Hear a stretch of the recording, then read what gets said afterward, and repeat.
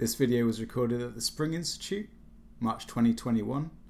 Our guest speaker in this video is Emily Heaphy, Assistant Professor at the School of Management, University of Massachusetts. So today, you've read the chapter that I wrote on bodily lenses, as well as one of the an empirical piece that I published called "Dancing on Hot Coals." So I'm going to take you through a bit of just sort of an overview, but also give you some of the backstory about what was behind how I did what I did in those papers. And so specifically, what I wanted to do was first talk about the lenses on the body and what I meant by that. And then I'll talk a little bit about my own research and theorizing, with specifically focusing on how I prepared for data collection of this particular type and some important lessons I learned from about analyzing it. Then I wanted to highlight several papers that I'll mention in the talk that I think are really fantastic papers that are new and I think are really worth knowing about. And then I've got some questions for us to discuss and reflect as I sort of invite us to think about how you could expand some of the ideas that I am going to present here. And I wanted to say too that I am new to the area of abilities, and I am really excited about learning more. This is something that I'll talk a bit about how that's not where I was coming from with this approach, but I think it's a really important way to think about how to move forward for a number of different reasons. So I wanted to start by just talking about this idea of lenses. And on this slide, there is an image of about 15 different types of sort of goofy sunglasses that you might get at a joke store. And I want to invite us to think about lenses as literally something that you could put on and take off, and that they would help you see a phenomena or of the phenomena of embodiment a bit differently. And I think that this articulating that there are different lenses is something that is very important as the research on bodies continues to grow. Oftentimes, at this point, when I am reviewing a paper that has something to do with embodiment, I often will say, if the authors haven't specified, what do you mean by the body? What are you looking at when you look at the body? And in the field of management and organizations where I am situated, because it's relatively new, sometimes people can assume that what you have in your head about the body is the same as what everybody else has in the body. But in fact, there are different ways of looking at it, each of which comes with different assumptions and pros and cons. And what I think is particularly important about this idea of lenses is that it forces you to articulate your focus and kind of your theory about what you think is important and why. I also chose this image of these goofy glasses because I think it can be fun and a really good way to sort of, playfully challenge your own thinking or your co-author's thinking about saying, well, what might we see if we looked at this differently? Is this the lens that we want to look at, or is there another lens that might be beneficial? So I think it's a good way to have a conversation that can develop, challenge, and further help each of us elaborate our own thinking.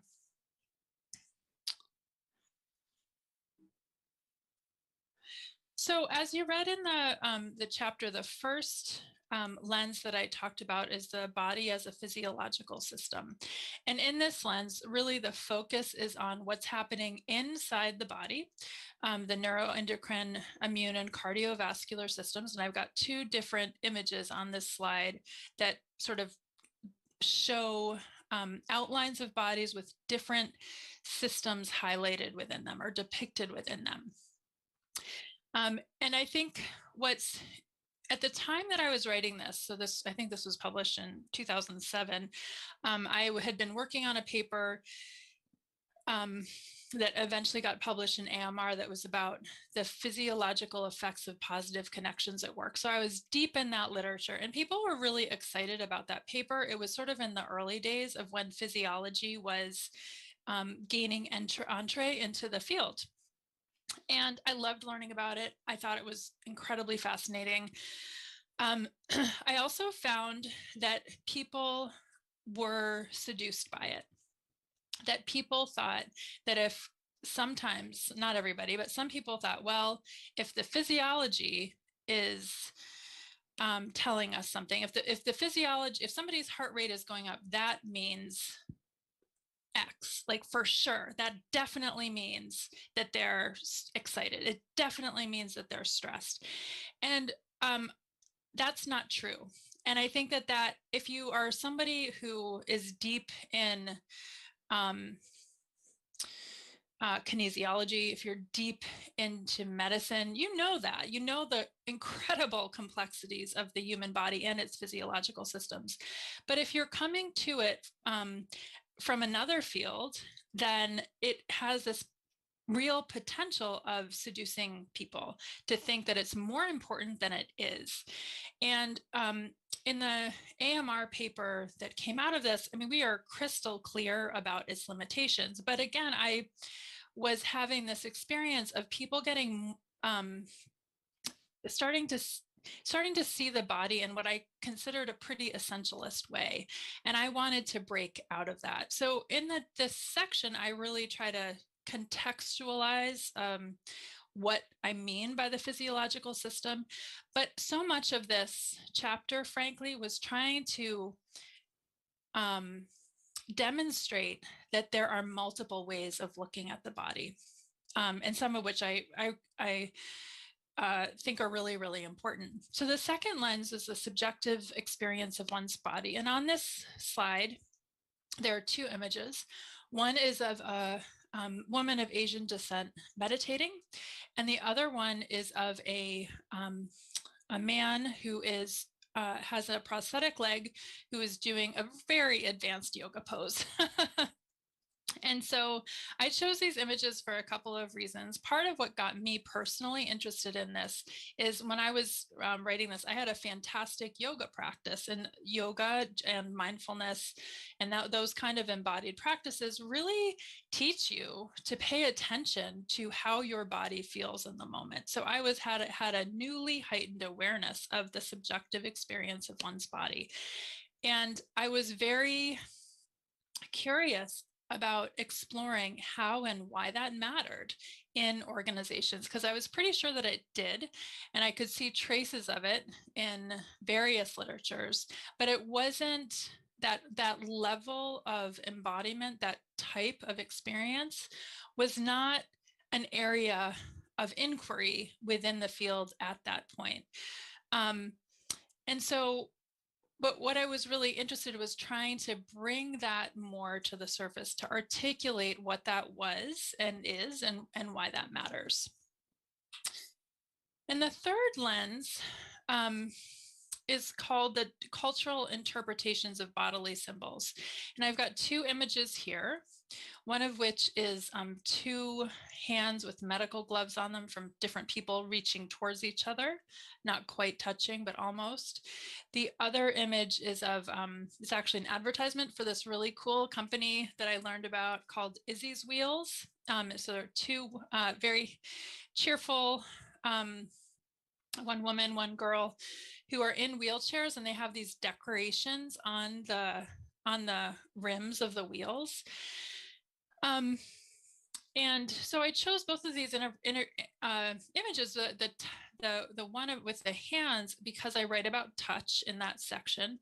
And touch is one of those actions, one of those behaviors that has ambiguous meaning that can be culturally interpreted in a lot of different ways. It is chock full of meaning, but that meaning can vary tremendously depending on the setting. And that can be situation. It can be an organization. It can be a national culture. I mean, any of those environments can really affect how touch is interpreted. And then the image of the wheelchair with the decorative covers from Izzy's Wheels, I chose because I think it's a fascinating example of these two sisters, actually, one of whom's depicted here, who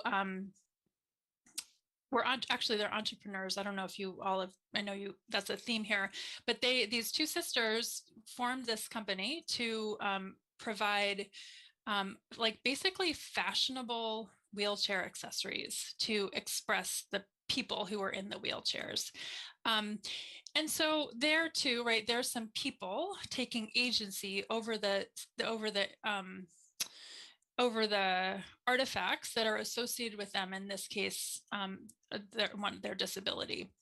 I think it's a really, really interesting company. And so here, what I was trying to get at and articulate is that, again, I'm trying to like burst at, there's like pushing against this sort of essentialist notion of what the body is, and saying bodies are symbols. Bodies are interpreted by people in their environment, and there is variation, and that variation is important to understand. And so together, if you think about these three lenses, and here I've got sort of an embedded image of the lens 1 in the center with lens 2 and 3 coming out of it, sort of like a sunset. And I think that really the key points of these three lenses are two. One is that each lens brings certain aspects of the body into focus and leaves others blurry. So they help you see one thing, but they are leaving out something else. And each bodily lens interpenetrates with other bodily lenses in interesting, if not always predictable ways. And I tried to, spell out specific, citing specific studies in this chapter where that would happen, because of course our physiology is related to how we subjectively experience our body. It's just not always obvious what that is going to be. And of course, our physiology and our subjective experience of our body is related to how cultures and we as cultural actors interpret them. But again, not always in interesting ways. And so just to highlight a couple of my favorite examples, one of them is the study of social support in Brazil, and the finding that the physiological markers of social support, the beneficial physiological measures, only occurred with culturally consonant social support, not all cultural support, right? So the culture matters there.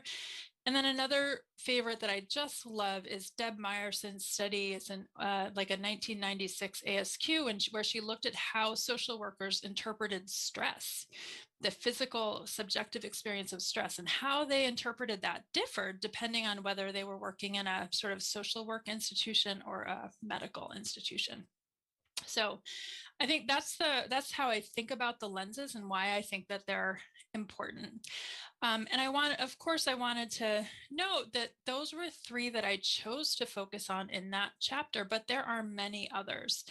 And a couple that have really stood out to me recently from the literature are the following. One is the body as a knower. And there are two different strands of literature that support this idea. One is embodied cognition, and one is aesthetic experience. And embodied cognition is really coming from cognitive psychology. And the idea is that cognition doesn't just happen in our brain. And even more, it doesn't only happen that our bodies send signals to our brain, which our brain then synthesizes into thought and action. Instead, the idea, which is radical really, is that our bodies and our brains work together to cognate, to think. It's just an act. It's really revolutionary. Not always entirely sure how, but it's really interesting. The other, which is very closely related, is aesthetic experience. which comes from Sheets Johnston's work, which J.P. Stevens cites a lot in his recent ASQ on aesthetic experience, and which is defined as an emergent quality of the simultaneous inputs from our various bodily senses. So again, it's putting thinking outside of our brain, and it's shaking up the traditional hierarchy of the brain as the ultimate mediator of thinking. And I've got a few exemplars of what that looks like listed on this slide, including JP's work. Another bodily lens is the body as sensory faculties. And this is really paying attention to the body, touch, hearing, sight, smell, and taste. And there's an article that I just love from Org Science in 2020 that's called Losing Touch. And it's about surgeons who have to start using technology to do their work. So they're losing senses, but they're gaining other things. So they talk about, how their senses are augmented or forget the word they use, but depleted, right? So how they grow or shrink because they're losing touch in the traditional way. It's really fascinating, and they're very systematic in how they articulate the sensory faculties. So I think that's one of the reasons I chose it, is because they're quite systematic in how they do that. So one question for us, which I'll just raise here and we'll come back to later, is what bodily lens are you using in your research? If you were to try on a different lens, a bodily lens, either one of the ones I mentioned or a different one, what does that bring into focus and what becomes blurry? So we'll talk about that more later. So I want to move now to talking about my own research and theorizing, and start with the question of why did I choose patient advocates? And my answer really is that I was trying to understand what is a setting in which people might be able to be articulate about their subjective bodily cues, and how can I build cultural variation into the research design? So in other words, I had sort of done some work in that first lens, and I wanted to fill in the blanks of the second and third lens. And so what I was doing is I was trying to seek a work role, a setting in which I thought that was most likely to happen. And so I was looking for work that was relational, emotional, and ambiguous, because I had seen in prior research indications that that's when people, those situations that are characterized by that tend to be a little more likely to be A, aware of their body, and B, able to talk about it. And so I considered a number of different roles. So I looked at teachers, I looked at union organizers, ombuds people, and patient advocates, all of which I think have possibilities, but ultimately I chose patient advocates because their work involves very complex relational settings. It tends to be emotional in unpredictable ways, and it's always ambiguous. They're always saying, well, what is the story here? And what I have here on this slide is a depiction that I've used to try to, to represent that complexity, where you have a crying child in the middle. You have no idea where they're crying, but then I have figures around it saying, what happened? That happened, just, or yelling. And then you've got the patient advocate coming in and saying, what's the story here? And so it was in those moments that I expected or hoped that people would be more able to talk about their body, or I would be able to find evidence of that. So in terms of studying embodiment, there are two things I wanted to emphasize. One is that one of the methods I used is shadowing, which is really, it's sort of like, I mean, you probably all know about it, but I think part of what's important about it is that it's person-centered ethnography, right? So I'm following specific people around. And so one of the things that I did ahead of time is I looked at a very wide range of literature to see what what are possible body categories that I could pay attention to. And I collected them, and I learned them, like in the sense that I felt like I understood what they had done. Um, I wasn't, I was looking to, I was trying to do inductive theorizing, so I was not trying to apply them, but I did feel knowledgeable of them, and it gave me a sense of the range of possibilities. It also caused me to think, well, what isn't here? What might I want to include? But that discipline of looking at all of those was really helpful. The other thing that I did is that I practiced. And I did this in two ways, both of which were really challenging, but I sure was glad to do it ahead of time. So one is that I practiced observing movie scenes. So I would just play a movie and take notes. So I had a physical piece of paper or notepad and a pen or pencil. But even that, like even my own embodiment of taking the notes told me some things about what I needed to have with me in order to make it work. The other thing I did, which was a bit awkward, but totally worth it, was I actually, I had considered doing this project on teachers of various kinds. So I asked my friends who are, teaching college if I could observe them teaching. And and so I did that, and I observed them, and then I did the next step of shadowing, which is debriefing, having a debriefing conversation with them afterwards. And I'm very grateful for them to allowing me to do that, because that too taught me a lot about what people, especially about what people are aware of and what people weren't. And it just gave me a sense of the potential for divergence between what I was seeing and what they were aware of, and how we could have a conversation about that in a way that seemed useful. The other thing that I think is really important from a data collection perspective is that I had multiple forms of data collection. So I had two phases, each of which had multiple forms of data collection. The photograph here is one that I took at a patient advocate conference. So I went to 3 patient advocate conference and attended sessions and interviewed people and did all sorts of things. But there are a couple of ways in which that was really helpful, and I think is valuable to think about for embodiment in particular. So one is that I had 2 different phases of interviews. So I had key informant interviews when I was learning about the context, and then interviews with patient advocates about their work in the second phase.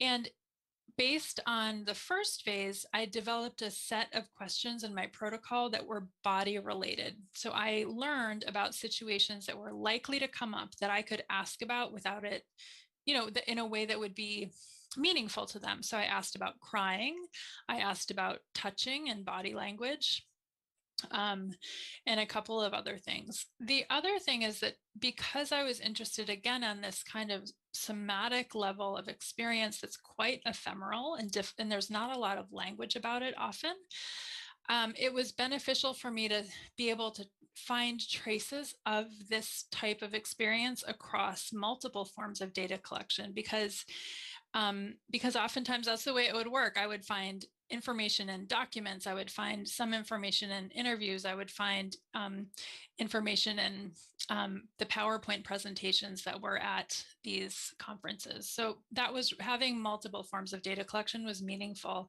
and valuable in multiple ways. In terms of analysis, a couple of things that were helpful to know about that, some of which were an interesting surprise, is that I learned things there was a great value in having variations of bodily experiences within my sample. And I was not seeking that out, but I learned a lot from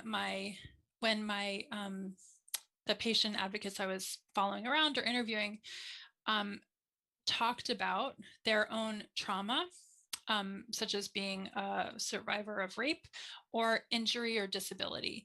Those experiences ended up informing how they related to other people in really important and interesting ways, and just helped me understand what it meant to be embodied. Even though that wasn't a focus of my research, it helped me say, okay, well, if this person is saying this, what might I ask other people about that is related?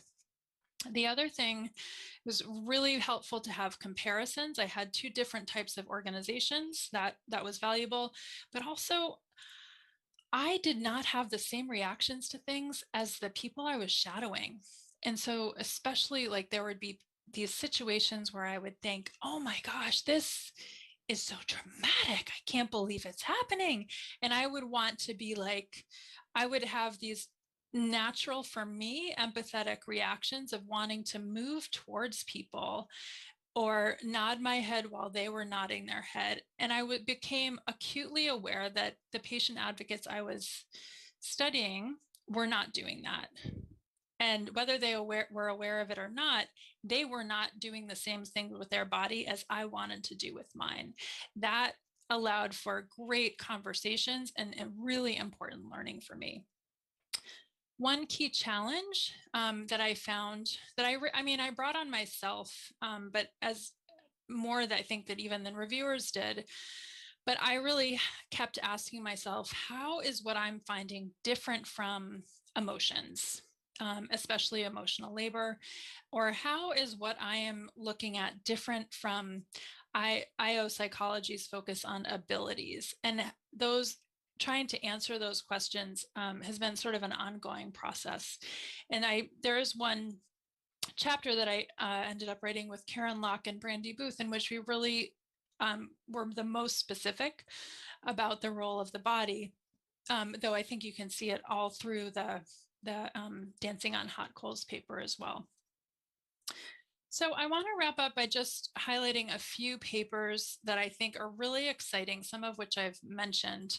And so just briefly, the first couple of papers are both examples of people who are teams who have really helped bring that subjective experience to the fore. One is Stephanie Creary and Karen Locke have a new paper about it's a comparative ethnography of yoga teacher training. Mark Durand, Ian Holman, and Jennifer Howard Grenville have a great paper on sense making from the body in AMJ, which is about Mark's journey rowing down the Amazon. So it's very physical. A handful of people who I actually don't know have, but Gilf is the first author, have an article on video methods and strategy research that is explicitly about embodied cognition. So that's a great methods option. And then C.V. Harquail and Adelaide Wilcox both have a paper on embodied cognition, especially from a feminist perspective, that's really helpful. There's a fantastic new paper called by Mezziani and Kabuntas, I don't know if I'm pronouncing that correctly, that's called Acting Intuition into Sense, which is about, they do a really nice job of specifically articulating how the body and emotions and cognitions work together in a social process. I mentioned the paper about losing touch, about the use of robots by surgeons. It's a fantastic paper. And then J.P. Stevens' paper about aesthetic experience of collective performance, again, is part of this lens, this emerging lens of the body as a knower. And so he's done made big strides in helping articulate that embodiment in work. Thanks very much for watching. You can like and subscribe to our channel below. We're currently working on a British Academy funded project looking at the lived experience of disabled people during the pandemic. And you can find out what we're up to at tendproject.com or on Twitter at tendproject. Thank you.